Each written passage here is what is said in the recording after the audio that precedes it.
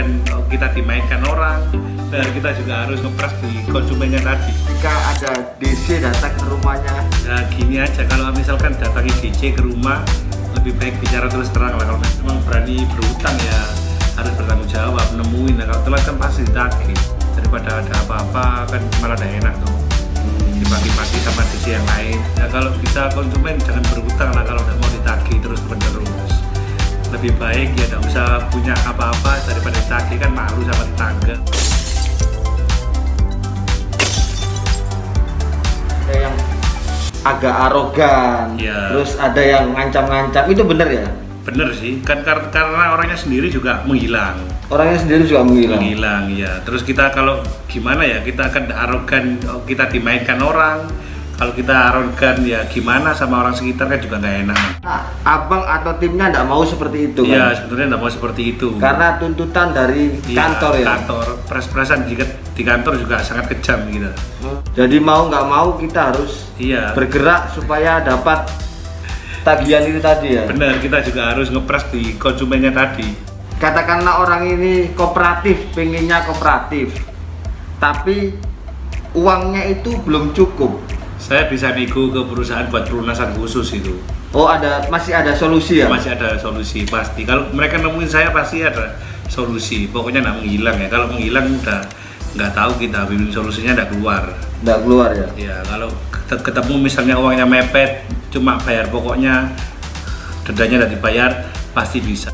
Apakah itu sesuai kemampuan apa abang nentukan misalnya sebulan harus bayar segini?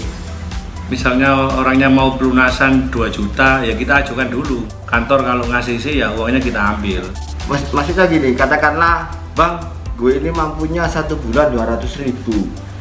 Misalnya tagihannya dia katakanlah 2 juta lah ya kan? Ya. Apakah bisa ini kalau bayar pokoknya aja gitu? Kalau gitu langsung lunas saja, daripada seperti itu kan masih berat ke konsumen. Oh. Kita masih ada banding lah istilahnya. Daripada dibayar gitu kan mending langsung lunas, tapi kita mintakan potongan denda. Bisa dihapuskan atau potongan dendanya berapa pasti kita bisa. Rata-rata banyak nggak sih yang seperti itu? Maksudnya uangnya nggak cukup tapi punya itikat baik untuk membayar gitu? Ya 50-50 lah kalau seperti itu. Kalau 50. memang orangnya memang nggak mampu, kita lihat rumahnya, situasi rumahnya, terus memang karena kondisi masih pandemi kita masih oke lah mengajukan perusahaan buat lunas, pasti perusahaan masih bisa itu, daripada dia telat terus kan mending lunas meskipun separuh lah itu.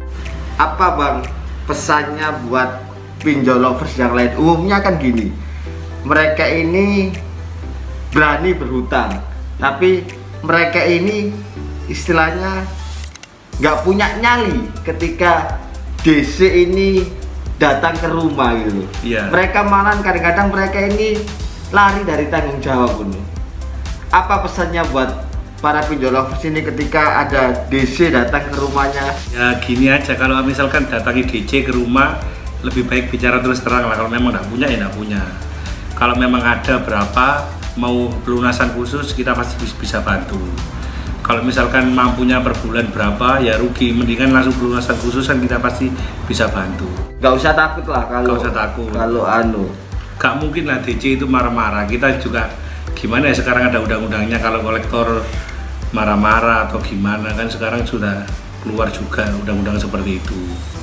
Kebanyakan sih kalau saya lihat sih di apa itu pinjol lovers yang lain ini, yang pasti ditanyakan ada DC lapangannya enggak, ada DC lapangannya enggak. Kalau bagi saya pribadi sih, kalau berani berbuat harus berani bertanggung jawab. Kalau memang berani berhutang ya harus bertanggung jawab, nemuin. Nah, kalau telat kan pasti ditagih. Kalau kita tidak nemui, kalau nemui pasti ada solusinya seperti itu. Ya mungkin bisa dibayar 1, bayar 2 dulu tidak masalah ya, daripada telatnya nunggak terus kan. Lebih baik seperti itu, atau langsung lunas kita mintakan potongan ke perusahaan bisa. Tinggal orangnya pegang uang berapa, yang pasti kan pegang uang dulu orangnya. Kita tidak berani nego kan kalau orangnya tidak pegang uang dulu, daripada ada apa-apa kan malah tidak enak dong. Dimaki-maki sama DC yang lain. Kalau saya kan masih win-win solution mas ya. Abang ini masih tahu attitude lah. Iya. Karena tugas DC kan hanya mengingatkan tagihan. Ya kan. Bukan maksudnya mengintimidasi, bukan mengasih berita-berita yang hoak. Maksudnya hoak dalam cara ini termasuk penipuan dan lain-lain, enggak kan? Enggak, iya. Abang di sini kan tugasnya hanya mengingatkan tagihannya dan ngasih solusi gimana cara terbaiknya supaya ini dapat lunas dengan tidak memberatkan customer gitu ya. Iya, kalau tidak mampu bayar lunas ya bayar satu customer bisa lah pasti. Mungkin ada yang disampaikan lagi? Ya kalau bisa konsumen jangan berhutang lah kalau tidak mau ditagih terus menerus. Lebih baik ya tidak usah punya apa-apa daripada ditagih, kan malu sama tetangga, sama ini bilang punya ini itu nggak tahunya hutang. Kebanyakan seperti itu. Bilang beli cash ke tetangga nggak tahunya hutang kan gitu. Ketika ditagih bingung dia. Banyak yang seperti itu. Banyak yang seperti itu. Berarti mereka beli gengsi ya? Ya beli gengsi. Bukan beli fungsi ya? Bukan. Lebih baik kan apa adanya aja, kalau memang nggak mampu bayar hutang ya nggak usah hutang kan gitu. Kita juga menjalankan tugas dari kantor aja. Kalau sampai nggak punya hutang kan otomatis tidak ada orang yang datang ke rumah sampai. Terima kasih sebelumnya ya atas maksudnya edukasi dan wawasannya dari sudut debt collector. Mudah-mudahan dengan penjelasan abang ini banyak membantu pinjol lovers yang lain untuk lebih tidak takut dalam menghadapi DC lapangan ini ketika datang ke rumah mereka masing-masing. Jangan bosen-bosen kalau saya undang lagi untuk mengedukasi sobat pinjol lovers yang lain. Siap. Saya Pablo. Thank you for watching. See you next video. Salam Lumer.